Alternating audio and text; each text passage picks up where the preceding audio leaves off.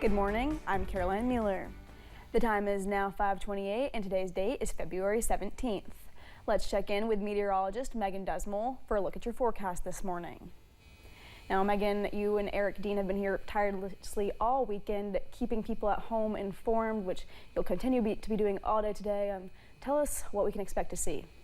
Well, for today, we're going to still be under that first alert weather day, specifically for the flooding that we've seen this past weekend, and also those temperatures dropping, leaving puddles of water to freeze. And also, as you're heading out the door, we do have a slight chance of snow that we are watching. Now, on Live Pinpoint Doppler radar, you can see that snow tapering off as we're going through the morning hours, and by the time we get to about 9 a.m., we should be clear from the snow. The rest of your day will be partly cloudy before more snow chances are in the forecast for tomorrow. Now, as you are going out the door, another thing that you need to be aware of is it is cold outside. Again, now this will be freezing parts on roads, so be careful for icy conditions, but you will need to warm up your car if you are heading out and bundle up. In the afternoon, we're not going to see much warmth as we're only going to get to the 30s for today, with the warmest temperatures in the upper 30s towards the Kentucky and Tennessee border. It is going to be a cold day, and those feels like temperatures will be even colder. Here's a look at today's breakdown with feels like temperatures at 7 a.m. at 15 degrees. Now, by the time we get into the afternoon, our high temperatures may be in the 30s, but those feels like will be in the upper 20s as we do have some wind picking up this afternoon. Caroline. All right, Megan, thank you. And if you have not downloaded the WYMT weather app, now is a good time to do so. The WYMT weather app gives you the ability to stay alerted on rain, sleet, snow, ice, and even cold temperatures. You can scan the QR code on your screen with the camera on your phone or on a QR code app. It'll take you to where you can download the app for free. Flooding continues to plague some parts of eastern Kentucky, while recovery efforts are expected to last the next few days. It's a feeling that is all too familiar for numerous folks in Breathitt County. The North Fork of the Kentucky River runs behind the homes of Rose Bowling and her son-in-law, Nicholas Stacy, on Quicksand Road. But on Sunday, the water was up to their back doors. The pair say the area is prone to flooding, and in 2022, floodwaters filled Bowling's basement, all while it was within 5 feet within the main floor of Stacy's home. It's just a reoccurring thought until this crest, and it's supposed to crest at 1. Everybody says that you should move, but you know, that's not always possible. Bowling with the Breathitt County Emergency Management says people were more prepared this time around, but crews have conducted around 100 rescues throughout the county so far. In Estill County, people are seeing flooding impacts from the rise of the Kentucky River. Maggie Rickerby spoke with officials and residents about the county's first major flood since 2021. Ronnie Riddle with Estill County Emergency Management tells us they're expecting the Kentucky River to peak at 35 feet. For residents, that means flooded roadways and homes possibly affected. If it's close to your home and you think you might need to take an action, go ahead and take it. If you think it would be better off going somewhere else, go ahead and do that. Don't take a risk. And Riddle says although they haven't responded to any flood-related emergencies yet, Estill County is prepared to shelter folks who need it. Where I'm standing is not a lake. This is Paul Arvin's backyard in Estill County. He says he's lived on this property for over 20 years and hadn't seen flooding like this since 2021 when floods hit the area. Arvin tells us the flooding was much worse in 2021 when 38 inches of floodwater entered his home. Now sandbags line the house, furniture is stacked on top of tables, and a U-Haul is in the driveway. Arvin tells us this time around he's much more prepared to evacuate if he needs to. I got up about 6 o'clock and the floodwaters is close to the fence, and since then they have raised up a lot. And Arvin says the fence that is now barely visible is about 6 feet tall. While it's not his first time dealing with water levels like this, he says it may be his last. If I survive this, I'm going to be looking for a piece of land to build or find me a nice little home to move to. Getting too old for this. In Estill County, Maggie Rickerby, WKYT. Riddle says the most important thing people should remember is to avoid driving through flooded roadways. Remember, turn around, don't drown. In Hindman, water levels from Troublesome Creek went down, making it easier for communities impacted to start the recovery process. Yesterday, East Main Street was completely covered in water. Crews were seen on the same road, clearing out debris and mud that covered the street. In Frogtown and the Holly Hills area, there was still flooding in some places last night. Knott County Central High School Principal Bobby Pollard explained what the schools are seeing. In Knott County, I think all of our schools right now are safe. We didn't have any water in any of the buildings. We just completed a $4 million facility renovation, a new football field, turf field, and track, and bleachers and everything. And so I checked it this morning and found that the hollow behind it had washed out, and we've got a lot of debris on the track and the field, and one side of the field is completely flooded. Principal Pollard also said his teacher leadership team has gotten together to try and reach out to students and see what residents in Knott County need.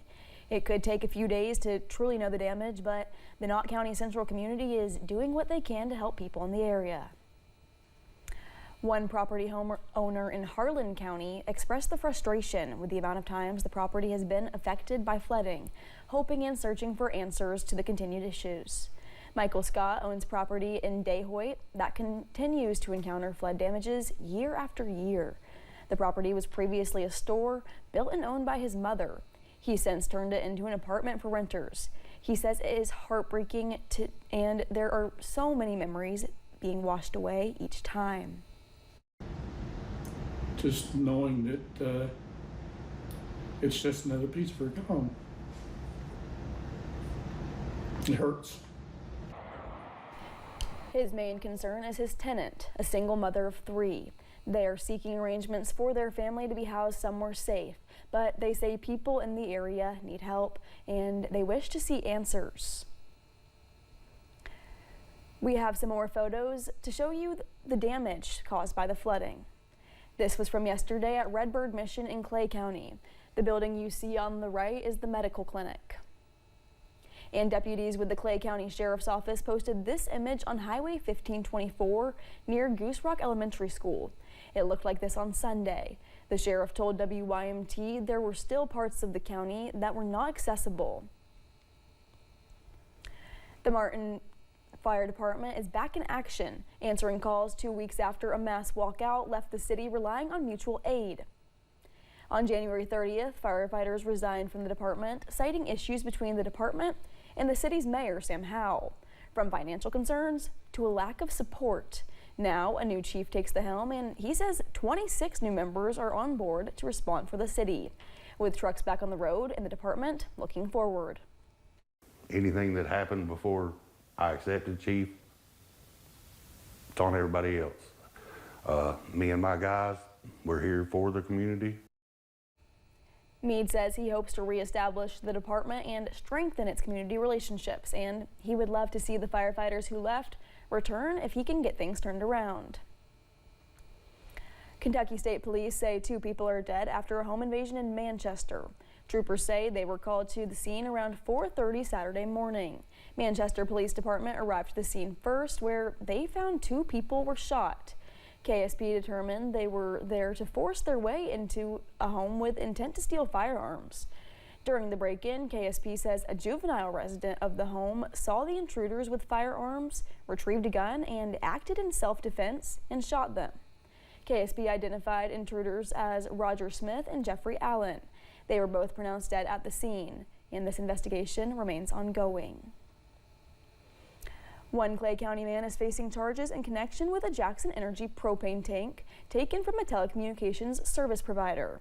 Deputies with the sheriff's office received a call about that matter last Friday. Police later found the propane tank at a home on North Highway 421 behind a trailer. 54-year-old Leslie Roberts of Manchester was charged with receiving stolen property. He was taken to the Clay County Detention Center. A defamation lawsuit names London Mayor Randall Weddle and 2 men from the True Crime Cast YouTube channel. Plaintiff Elijah Jarvis claims Weddle made reckless statements about him in a podcast to silence him. The video has since been deleted or made private. Our sister station, WKYT, reached out to Mayor Weddle for comment, but has not heard back. Jarvis previously told WKYT he requested records on the deadly police shooting of Doug Harless and later saw 911 employees redacting information at FedEx. One former Kentucky lawyer will spend more than 3 years behind bars. According to our media partner, the Lexington Herald Leader, James Worthington was sentenced to 41 months in federal prison on Wednesday. He pleaded guilty to wire fraud. Worthington was accused of stealing more than $500,000 from his clients in Louisville. Many of them were elderly veterans. Worthington will also have to pay all of that money back. There was a fire overnight in Floyd County. Reports say the fire began around 11 p.m. heading into Monday morning. It was at the intersection of KY Route 550 and KY Route 7. There's no word from officials on if the fire was contained or if there were any injuries. A bill to clarify the definition of state waters and establish stronger protections for long-term water treatment in mining operations has passed the legislature. The bill, known as Senate Bill 89, is sponsored by Senator Scott Maiden.